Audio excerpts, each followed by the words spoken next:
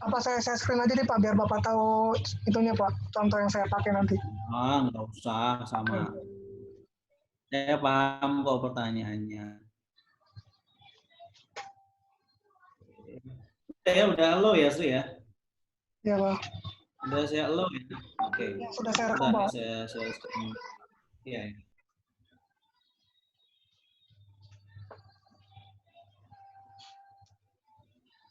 Oke, jadi kalau data sekunder itu, Sri, data sekunder itu data yang kita udah dapat tinggal make. Riskesdas tuh data sekunder namanya. Ya, Riskesdas itu data sekunder. Terus misalnya kita mau ngambil data umur nih, terus ternyata sekolah udah punya umur semua anak-anak, nah itu namanya sekunder, karena udah tersedia datanya. Nah yang dimaksud data primer itu yang kayak gimana? Data yang kita benar-benar baru mau ngambil, kita belum punya datanya, dan kita pengen cari langsung dari siapa? Dari si respondennya, nah itu namanya data primer. Apa yang belum dipunyain tadi? Perilaku, konsumsi, jajanan, belum ada kan datanya? Belum ada. Tapi kan data itu ada dari penelitian orang lain. Itu kan penelitian orang lain. Yang dimaksud tuh kita sendiri nih. Kita nih pengen nyari kan. Nah, kita cari data primer, teman-teman. Gitu. Ini supaya nggak misleading pemahamannya nih. Gitu. Jadi kalau misalnya kita lihat di sini, ini semua primer nih. Ini nggak ada sekundernya nih. Ini semua data primer. Ya, ini data primer. Jadi kalau tadi Sri sebutkan data misalnya karakteristik umur, jenis kelamin, kemungkinan besar kalau misalnya sekolahnya udah punya datanya, itu jadi data sekunder. Tapi kalau dari awal kita minta pas ngambil kuesioner bareng perilaku konsumsi itu, termasuk kita nanya di situ jenis kelamin dan usianya, nah itu berarti data primer, gitu Sri.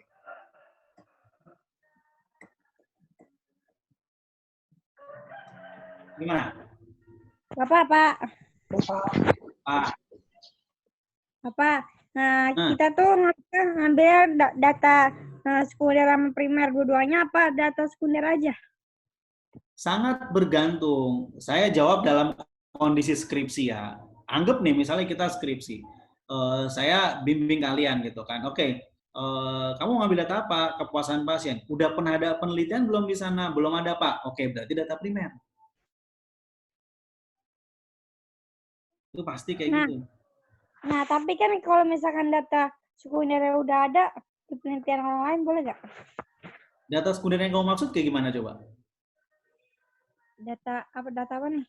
Data primer Misalnya apa semuanya? data sekundernya? Data sekundernya apa ya?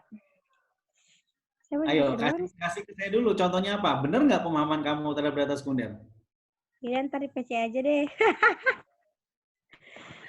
Kalau profil, misalnya profil rumah sakit, itu data sekunder pasti. Profil puskesmas, data sekunder.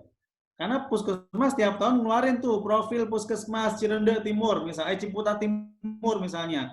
Itu data sekunder. Kita bisa ngelihat data di situ. Tapi dalam konteks kita meneliti teman-teman, di mana kita mau meneliti tahun 2020, pertanyaan saya udah ada belum datanya? Udah ada belum?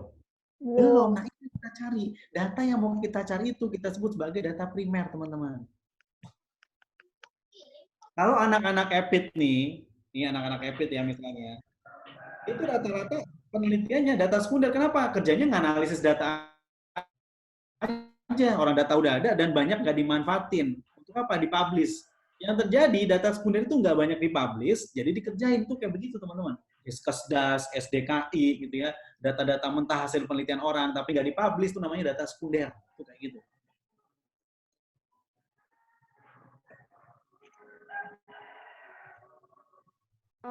Understood? Bapak mau nanya. Ya, Laras. Yang di 1.2 kan saya datanya itu nggak ada tempat spesifiknya ya Pak. Terus berarti itu kayak gimana Pak? Kalau ditaruh provinsi atau kelurahan kecamatannya aja boleh nggak? Nggak apa-apa? Nggak apa-apa. Tapi harusnya sih ada ya. Mesti nemu gitu. Cari sampai dapat. Kalau misalkan emang benar-benar nggak ada, tapi Yang provinsi aja nggak apa-apa kan? Iya, nggak masalah. Emang apa deh Laras judulnya kemarin? Bentar Pak, penggunaan APD. Penggunaan APD itu pasti banyak, Ras. Faktor-faktor yang berhubungan dengan penggunaan APD. Itu banyak banget. Proporsi penggunaan APD itu ngambrak banget penelitiannya. Nggak percaya saya kalau nggak ada. Yang kamu Awalnya maksud kan nggak ada apa? Misalnya nggak ada di proyek yang mana? Proyek pembangunan apartemen. Ya kamu bisa pakai proporsi penggunaan APD di proyek underpass misalnya. Proyek pembangunan jembatan misalnya. Proyek pembangunan jalan tol misalnya. Kan mereka juga ada tuh proyek penggunaan APD-nya. Pasti, nggak mungkin nggak ada. Maksudnya gini loh Pak, tempatnya tuh nggak ada di proyek saya gitu loh. Iya, kan tadi saya bilang, kalau misalnya nggak ada di tempat proyek kamu, maka kita boleh nggak pakai proyek yang lain? Boleh. Boleh, jadi ada harusnya. Oh, Nggak gini ya Pak. lah. Bukan berarti, kan tadi saya bilang, bukan berarti ya, kamu proyek apa? Proyek pembangunan apartemen. Saya harus pembangunan apartemen juga, Pak. Nggak harus. Yang penting tentang perilaku penggunaan APD, walaupun di proyek yang lain. Boleh nggak, Pak, proyek pembangunan jembatan? Boleh. Boleh nggak, Pak, proyek pembangunan gedung FKM? Boleh. Boleh nggak, Pak, proyek pembangunan gerbang Assalamualaikum? Boleh. Nggak apa-apa. Kayak Berarti gitu. nggak berpatokan dengan proyek kita ya Pak? Nggak ngaruh. Karena yang penting perilaku penggunaan APD-nya. Kan gini, ini gini ya, ini buat teman-teman yang topiknya bukan APD, jangan sampai terhipnotis juga dengan kata-kata saya, ini agak berbeda nih. Pokoknya kalau ngomong APD, semua proyek K3 pasti butuh APD. Ya mungkin enggak. Artinya apa? Artinya di setiap proyek itu pasti ada penggunaan APD-nya. Tinggal kita cari berapa persen sih yang taat kan gitu ya sebenarnya. Proporsi persentase yang menggunakan APD itu berapa persen di proyek-proyek yang lain gitu.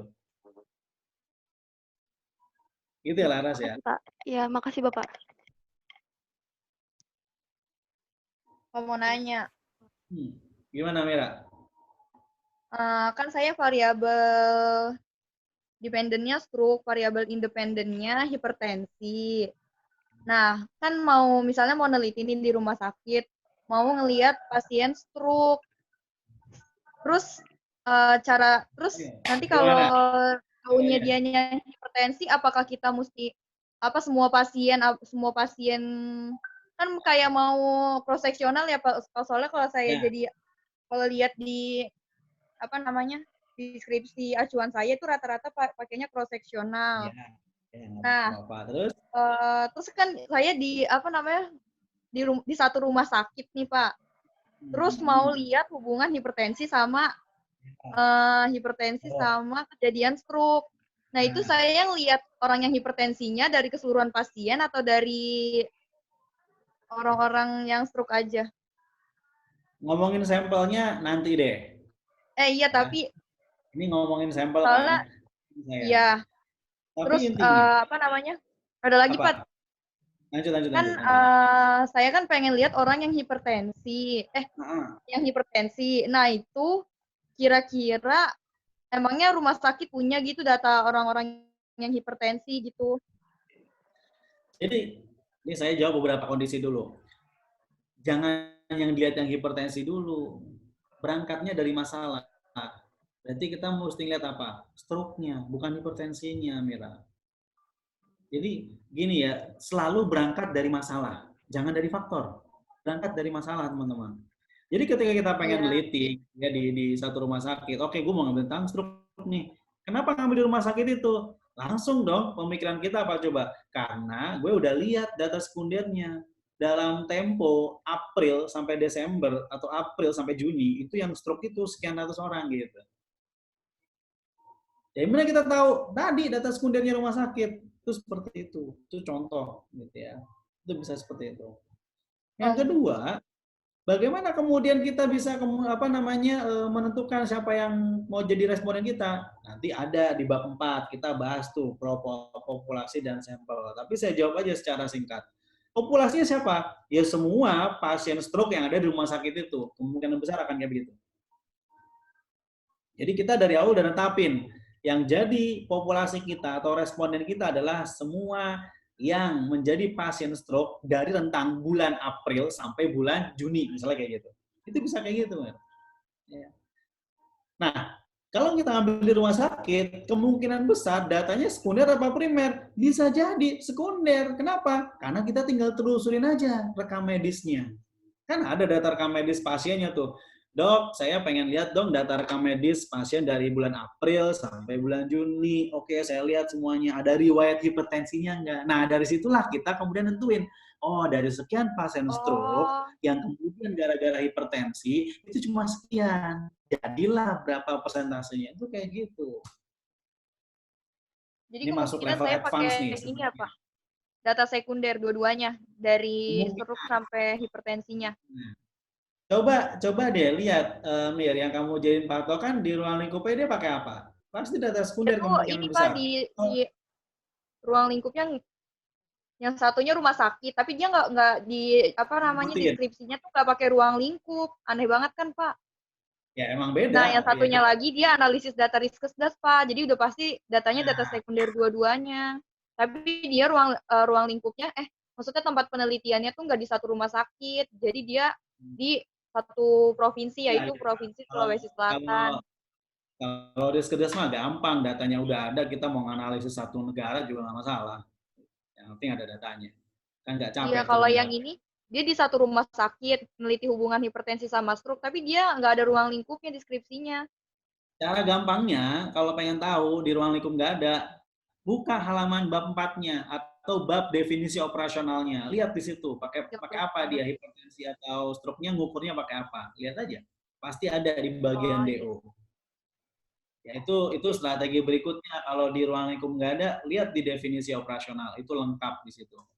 Itu pasti ada. Oke. Bapak, Oke, Ya, Pak. Udi. Makasih, Pak. Bapak berarti kalau penelitiannya di rumah sakit bisa aja itu data sekunder aja ya, Pak? Tergantung topiknya. Kita sama topik yang sama.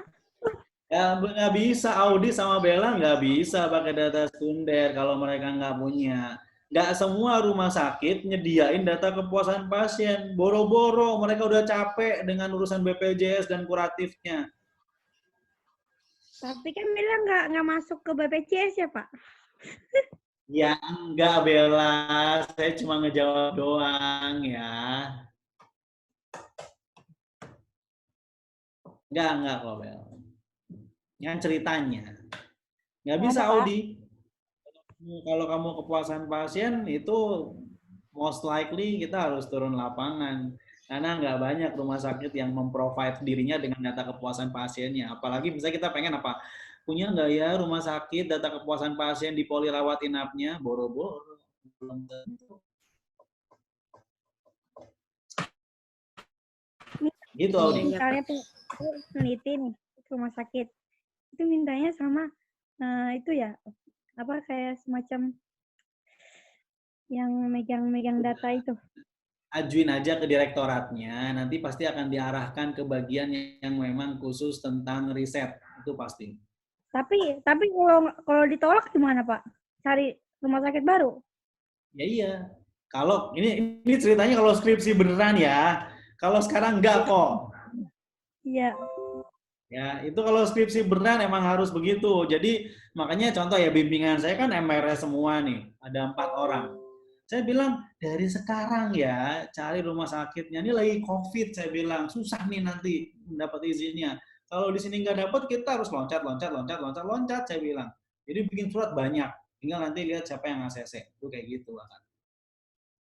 Ya, itu sampai seperti itu. Bapak.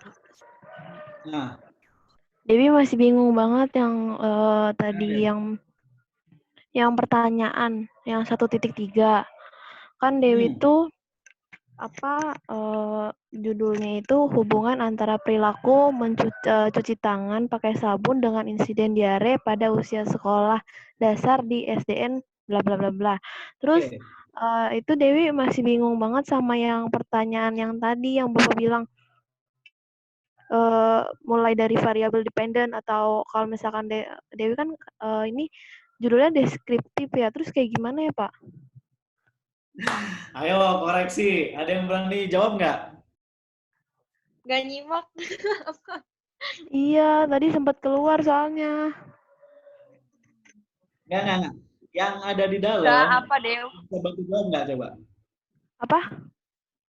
Enggak, saya nggak nanya Dewi.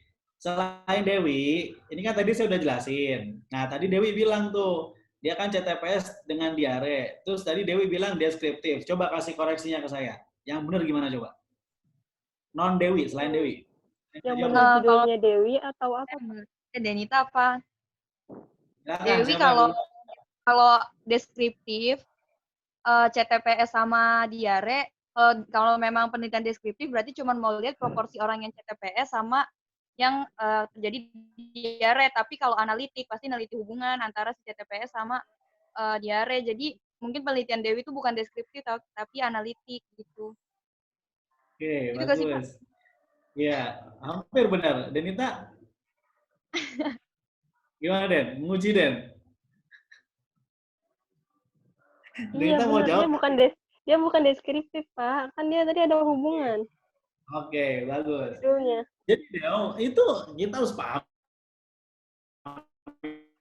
dulu dong. Kita kan pasti lihat dari judul gitu ya. Nih kalau CTPS dengan diare itu most likely udah pasti analitik begitu. Maka kalau dia analitik ya, kan variabel dependennya apa Del? Coba nih kita sambil anggap aja lagi ujian nih. Dependennya apa? Apa Del?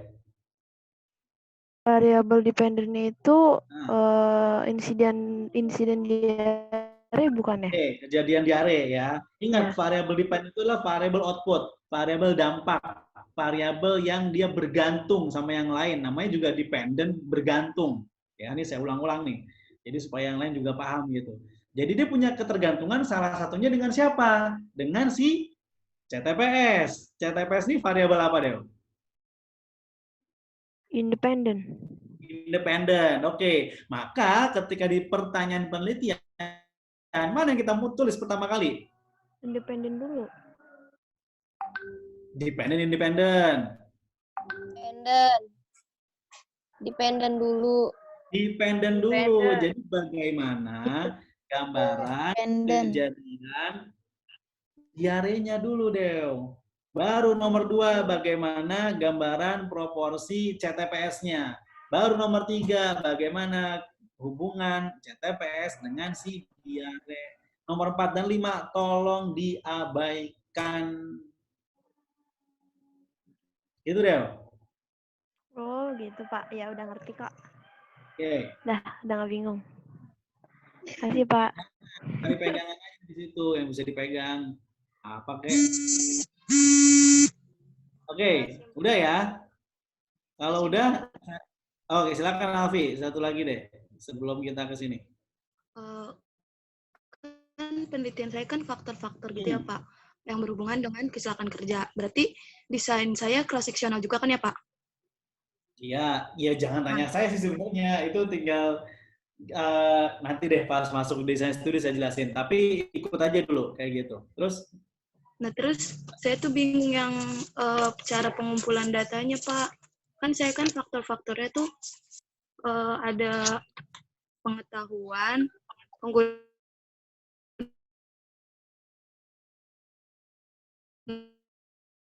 tapi kuesionernya dengan cara wawancara atau dengan isi sendiri.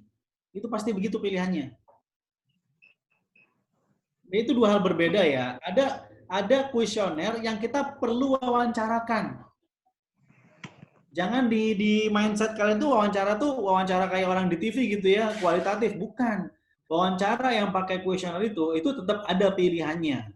Tapi bedanya memang kita yang nanya gitu.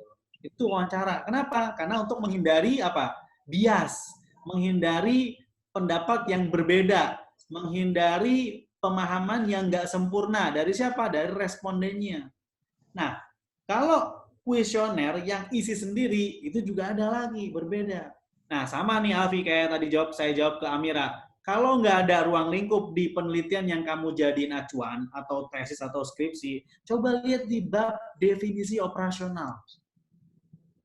Itu pasti ada di situ dituliskan. Oh, data-data ini kayaknya diambil dengan cara kuesioner, diambil dengan menggunakan alat kuesioner dengan cara apa? Wawancara atau isi sendiri kuesionernya, itu kayak gitu. Jadi jangan tanya saya sebenarnya. Kalau saya jawab sih pasti dengan kuesioner memang. Tapi coba lihat di literatur gimana caranya kita bisa mendapatkan data pengetahuan, data kelelahan, itu kayak gitu, Vi. Contoh nih, saya pengen tahu gimana? Ya berarti disamain sama literatur lagi ya Pak? Dicari Iya, lagi. sama skripsi skripsi kamu dulu tuh. Sekarang kan gini, ini buat semuanya ya. Sekarang mungkin kita emang kelihatan contoh banget punya orang ya, tapi jangan nyontoh asal nyontoh ya, tapi kita paham betul. Sekarang mungkin nyontoh, tadi misalnya pertanyaan cross-sectional, Pak, berarti kita harus cross-sectional ya. Sebenarnya nggak begitu cara berpikirnya. Ketika kita menentukan cross-sectional, kita udah tahu kenapa pakai cross-sectional, karena memang kalau riset yang seperti ini biasanya cross-sectional itu kayak begitu. Atau misalnya kalau kita pengen lihat, misalnya Amira, stroke sama hipertensi, itu bagusnya sebenarnya kayak gimana? Harusnya kita pakai cohort retrospektif. Bisa jadi kayak gitu. Ya, itu berbeda-beda memang. Saya nggak akan bahas detail dulu deh di sekarang. Tapi intinya in every step yang kamu ambil sebenarnya itu ada reasoningnya kan, saya bilang kayak gitu ya. Bahwasanya setiap yang kita lakukan di metode ini itu pasti ada alasannya. Walaupun sekarang kita masih sifatnya mencontoh dulu gitu ya. Mencontoh itu untuk dapat gambarannya gitu. Bukan untuk akhirnya, oh ini kayaknya kakak kelas begini. Enggak begitu. Oh ini kayaknya orang kayak begini. Enggak begitu. Tapi kita bisa lihat makna mendalamnya. Oh kenapa pengetahuan diambil dengan kuesioner? Ya karena cara terbaik untuk mengetahui orang itu tahu atau tidak dengan cara diberikan pertanyaan. Ya enggak? Contoh nih, ini analogi paling gampang nih. Saya pengen tahu kalian ngerti nggak manajemen pelayanan primer dengan cara apa? UTS kan? UTS PG kan? Multiple choice question kan? Dari situ muncul kan skornya, iya nggak? Muncul. Nah, skor itu yang kemudian jadi acuan kan? Oh, ternyata anak kelas A sekian rata-ratanya, kelas B sekian. Nah, itu ukuran pengetahuannya begitu, teman-teman. Nah, kemudian kita bikin kategorinya, yang di atas 50 sama yang di bawah 50. Di 50 itu banyak, di bawah 50 itu kurang. Nah, itu kayak gitu, teman-teman. Ya, jadi sebenarnya begitu. Nanti akan sampai deh gitu ya. Sementara nggak apa-apa, silakan dijadikan acuan terlebih dahulu, tapi bukan untuk akhirnya benar-benar kontrol C, kontrol V, tapi kita nggak paham. Jangan sampai kayak begitu. Ya, jangan sampai kayak begitu. Kasih Pak. Oke, kita masuk ke bagian ini ya. Nah ini nih, ini udah PPT ya.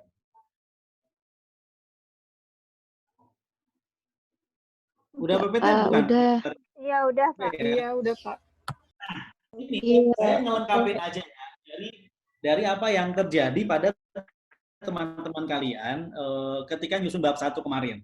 Walaupun ini belum terjadi di kalian, tapi saya udah ada sih yang terjadi. Cuma ini saya share duluan ke kalian sebelum masuk ke bab 2. Jadi pada saat kemarin seminggu itu berproses, banyak banget yang konsul tuh. Luar biasa animonya. Saya apresiasi setinggi-tingginya buat kalian semua yang semangat gitu ya untuk ngerevisi. Bahkan di kelas C ada yang baru revisi pagi, siang udah kirim lagi. Revisi lagi, sore kirim lagi. Waduh, saya bilang ini anak semangat banget, saya bilang. Tapi ya kayak gini kita perlu apresiasi gitu kan. Bahwasanya ada keinginan gitu untuk segera bisa dan seterusnya. Bagus gitu. Nah, pada saat tersebut saya menemukan beberapa masalah, teman-teman. Nah, ini masalah-masalah yang saya temukan. Ya, ini yang saya temukan. Yang pertama, misalnya apa? Saya selalu kadang-kadang tanya gitu ya kepada teman-teman yang, karena ini kuantitatif, saya selalu suka ketemu pertanyaan yang nomor pertama nih, apa? Besar, gini maksudnya. Contoh ya, ada riset-riset yang judulnya itu yang menjadi primadona adalah dampaknya, bukan variabel dependennya. Contohnya apa misalnya? Contohnya, kalau kalian neliti tentang, ya, ini tentang faktor-faktor yang berhubungan dengan perilaku seks pranikah, maka yang jadi primadona apa coba? Masalahnya. Sebagai awalan. Seksnya, Pak. Bukan. Apa coba? Nikahnya ya? Pernikahnya. Dampaknya apa dulu? Infeksi menular seksual, HIV/AIDS, atau kehamilan tidak diinginkan. Justru 3 hal ini bisa muncul duluan, teman-teman. Pak, kalau kita ketemu yang kayak gitu, berarti gimana Pak nulisnya? Nggak usah takut. Sama prosesnya. Awal-awal kita bisa mulai tentang perilaku seks beresikonya. Nah, terus masuk di bagian dampaknya apa? Oh, ada HIV/AIDS. Disebut tuh data HIV/AIDS, sekian banyak, dan seterusnya. Baru kita masuk ke masalah yang sebenarnya apa? Perilaku seks beresiko itu yang baik berapa persen sih? Itu baru kayak gitu, teman-teman. Jadi ada beberapa teman-teman kalian yang tertipu di bagian sini nih. Ya, itu ada. Jadi dia lebih meng-highlight ke misalnya apa? Obesitasnya. Kalau misalnya kita ngambil judul tentang aktivitas fisik, itu obesitasnya yang diangkat. Itu bisa jadi kayak gitu, teman-teman. Ya, itu tuh perlu berhati-hati. Termasuk contoh yang kedua nih.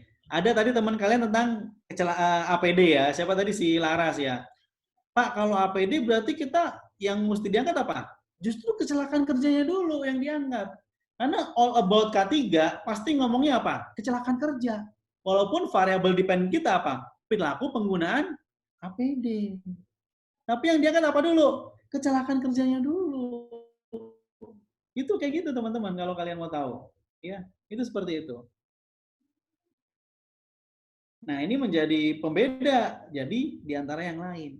Jadi kecelakaan kerjanya dulu diangkat gitu ya, baru deh ngomong proporsi penggunaan APD-nya. Itu seperti itu teman-teman. Ya, itu yang berbeda. Itu masalah yang pertama yang saya temui pada saat kemarin ngecek judul teman-teman kalian. Yang kedua, informasi-informasi tambahan. Saya mau bilang begini, Pak, selain ramifikasi, dampak, masalah, justifikasi, kita boleh nggak sih Pak nambahin? Boleh, tapi tolong dong jangan terlalu teoritis. Saya lihat ya beberapa teman kalian tuh teorinya banyak banget gitu dimasukin. Teori itu nanti di bab 2. Pokoknya di bab 1 itu usahain lebih banyak bermain di sisi mana? Sisi riset. Jadi kalau kalian sudah mulai dengan dampaknya ada definisi, oke lah boleh sedikit gitu ya. Terus masuk di bagian masalah. Dari masalah ke ramifikasi, nah ini nih, pas masalah ke ramifikasi, jadi banyak faktor dijelasin panjang banget gitu. Padahal dikit aja, faktor yang berhubungan dengan obesitas adalah A, B, dan C. Udah titik, langsung masuk. Menurut penelitian dilakukan oleh ini, faktor A berhubungan dengan si obesitas. Itu langsung aja kayak gitu. Nggak usah terlalu panjang dengan bermain teoritis, teman-teman. Nggak usah takut, wah aku punya gue dikit banget ya. Nggak usah punya pikiran kayak gitu. Nanti jatahnya untuk nulis teori di mana? Di bab 2. Nah, kamu kalau mau nulis teori banyak, itu di bab 2. Gitu ya. Nah, ini sering terjadi apa? Teori terlalu panjang di bab 1.1. Ini yang saya temuin ya kemarin. Selain itu, apalagi yang sering ada? Menyimpulkan secara mandiri. Nah, itu kadang-kadang ada yang suka menyimpulkan. Nah, dengan demikian, faktor ini berhubungan dengan ini, bukan salah. Dengan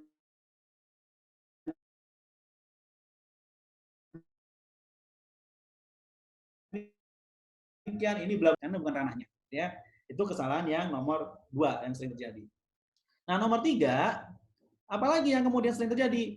Ini, variabel independen kamu tuh berapa? Maksudnya gini, kalau ada yang judulnya faktor-faktor, saya suka nanya, oke, faktornya apa saja? A, B, dan C. Oke, kalau faktornya A, B, dan C, berarti A, B, dan C ini harus ada sebagai ramifikasi. Ya, di ramifikasi, dia harus ada di teman-teman. Ya, sindrom. Itu kelihatannya seperti itu. Nah, tapi ternyata ada judul-judul variabel yang pakai subvariabel. Contohnya apa misalnya? Contohnya gaya hidup. Gaya hidup itu dia variabel yang berdiri sendiri atau ada subnya kira-kira? Ada subnya nggak dia kalau variabelnya gaya hidup? Ada ya? Apa misalnya? Ada. Misalnya aktivitas fisik, kebiasaan minum kopi, ya nggak? Durasi tidur. Nah, itu contoh gaya hidup. Pak, kalau kayak gitu berarti gimana? Balik lagi, kalian mau ngambil gaya hidup dengan semua subnya atau gaya hidup utuh? Satu variabel gaya hidup. Nah, itu pilihan. Kalau misalnya gaya hidup aja atau misalnya cuma utuh gaya hidup, ya udah berarti cuma gaya hidup. Tapi kalau gaya hidup yang diambil adalah aktivitas fisik, kemudian kebiasaan minum kopi, berarti ada 2. Misalnya kayak gitu ya. Misalnya seperti itu. Oke. Itu yang ketiga. Yang keempat, kesalahan berikutnya apa yang sering muncul teman-teman? Pada saat menulis ramifikasi. Sebenarnya ramifikasi itu kan kita cuma pengen nulis apa sih? Variabel A berhubungan dengan variabel B. Udah itu doang sebenarnya. Tapi yang saya temuin ternyata banyak yang nulis dengan apa? Dengan presentase dari variabel independennya. Itu ada yang kayak gitu. Dan kalau misalnya kita lihat ya di contoh teman saya ya. Kita lihat. Ini ramifikasi.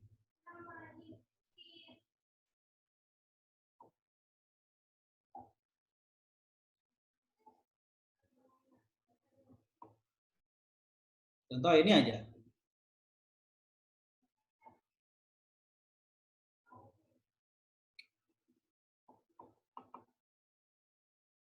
Penelitian yang dilakukan oleh Melanie menunjukkan adanya hubungan. Kan gini aja sebenarnya yang pengen ditulis. Nggak perlu pakai persentase, misalnya yang RLPTB-nya beresiko berapa persen. Itu nggak harus sih. Tapi kalau mau ditulis boleh Pak, boleh. Tapi nggak usah banyak-banyak gitu. Karena jadi panjang banget paragrafnya gitu. Saya nemuin teman kalian nulis satu paragraf itu, Masya Allah panjang banget. Kenapa? Karena menambah embel-embel persentase dari variabel independennya terhadap variabel dependennya. Itu ada yang kayak gitu. Padahal sebenarnya kita cuma butuh kayak gini doang nih. Penelitian dilakukan bla bla bla menunjukkan adanya hubungan. Nah, udah gini doang sebenarnya cukup. Ya. Kalau mau nambah dikit dengan presentasi boleh sih, tapi jangan terlalu panjang. Intinya dibuat seringkas mungkin. Ya. Karena kita benar-benar pengen tahu bagaimana hubungan antara masing-masing variabel terhadap si dependen itu aja sebenarnya. Kalau nulis-nulis tambahan-tambahan kayak gini boleh nggak Pak? Boleh, nggak apa-apa. Sebagai informasi dan keterangan ya, itu boleh aja. Tapi intinya jangan terlalu panjang. Mau nanya. Berikutnya, ya silakan. Kan setelah nulis dampak, terus nulis masalah, terus saya kan cuma neliti satu variabel independen yaitu hipertensi kan. Tapi saya nulis faktor resikonya tuh nulis dulu semuanya dulu gitu, dari jurnal-jurnal saya kumpulin yang udah itu saya kumpulin faktor resikonya sebenarnya apa aja sih. Nah, tapi kan saya cuma pengennya nelitinya satu variabel independen hipertensi, terus paragraf selanjutnya langsung aja gitu, Pak. Bisa aja gini, Mir. Bisa aja saya langsung jawab ya. Kan setelah kamu tulis tuh semua faktor resikonya. Terus setelah itu kamu tulis, namun, nah ada namunnya. Namun dalam penelitian kali ini, penulis hanya mengambil hipertensi sebagai variabel independen yang akan diteliti terhadap stroke. Kenapa? Nah, kalau ada kenapanya boleh aja dijelasin. Ini ceritanya ya, ini ceritanya dong nih.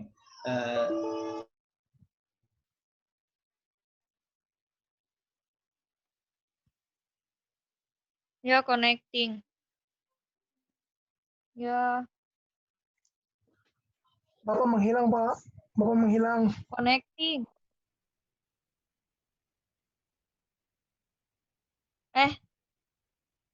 Bapak menghilang, Pak. Bapak nggak ada. Di connecting. Yang connecting siapa? Siapa sih yang connecting? Gue aja denger lu, masa nggak denger? Gue denger lu. Berarti Bapak ya yang connecting ya?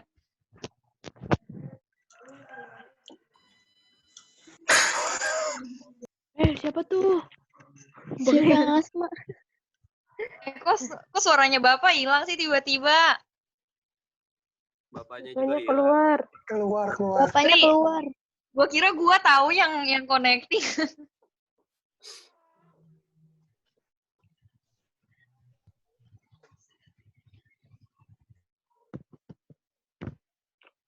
Udahin aja Sri, tinggal 4 menit.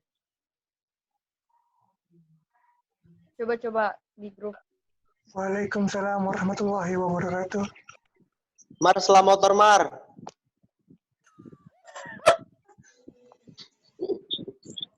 Tolong jangan membuat bercandaan yang agak-agak rasis ya, soalnya direkam.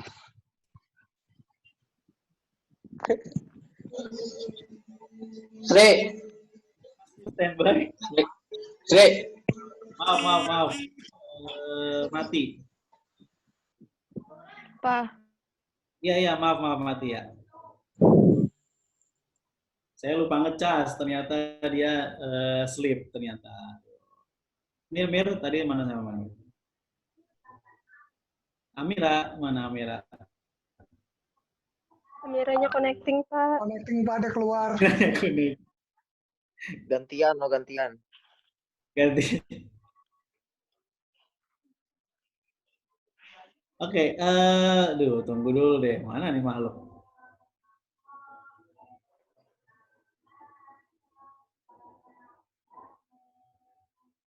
Amira, belum ya? Belum masuk ya? Belum.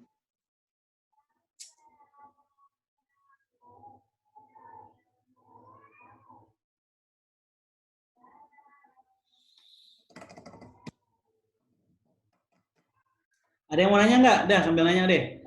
Sebelum masuk bab 2. Jadi sampai di sini ya. Di bagian menulis kesalahan yang kedua, menulis ramifikasi.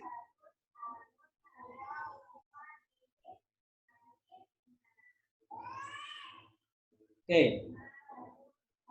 Nah, nanti sambil tunggu Amira masuk ya. Di bagian kesalahan lainnya yang sering terjadi adalah pada saat menulis tujuan penelitian dan pertanyaan penelitian. Ini sebenarnya satu kesatuan ya. Jadi kalau nulis TP-nya salah, biasanya PP-nya juga salah. Atau sebaliknya, kalau nulis PP-nya salah, TP-nya yang salah juga. Itu biasanya begitu. Yang sering terjadi apa? Yang sering terjadi adalah kebalik. Atau bahkan nggak ditulis variable dependent-nya. Nah, itu sering banget. Ya, ada teman-teman kalian yang ternyata nulis PP dan TP-nya kebalik-balik. Ya, itu sering terjadi juga. Nah, yang berikutnya RLP tadi udah saya jelasin ya, dia lebih ke how gitu ya. Jadi bagaimana kita meneliti, seperti apa, ngambil datanya dan seterusnya, tadi udah dijelasin. Dan yang terakhir yang kemudian sering terjadi kesalahan adalah penulisan ilmiahnya. Maksudnya gimana Pak? Jadi gini, saya sering menemuin di antara kalian tuh nulis double-double. Misalnya di awal udah bilang, penelitian yang dilakukan oleh Anisya tahun 2020 menunjukkan adanya hubungan antara variabel A dengan variabel B, tutup kurung Anisya lagi. Nah, ini jangan double 2 kali kayak begini ya. Itu salah, teman-teman. Jadi kalau emang namanya udah ditaruh di belakang, karena kita pakai Mendeley, di depannya nggak harus ada lagi. Ya, di depannya nggak usah ditulis lagi namanya. Itu jadinya redundant, namanya kalimat tidak efektif gitu. Nah, itu jangan seperti itu. Termasuk penulisan ilmiah yang saya maksud di sini apa? Ada yang nulis kata sambung ada di depan atau di awal kalimat, dan, sehingga, itu ada yang di awal kalimat. Plus juga teman-teman perlu perhatikan sinkronisasi antar paragraf supaya enak bacanya dan kelihatan, tidak terasa loncat. Gitu. Nah, ini yang perlu kemudian diperhatikan sebelum kita masuk ke bab 2. Oke, ada pertanyaan? Mau nanya lagi. Amira. Ini Amira. Tadi connecting. Nah, Amira. Terus kan saya Pak. Selesai ini. Hah? Ini siapa? Iya. Amira. Iya, Mir. Jadi yang tadi itu, jadi setelah kamu tuliskan semua faktor resikonya tuh, ya kan? Nah, kamu boleh tambah sedikit gitu ya. Misalnya apa?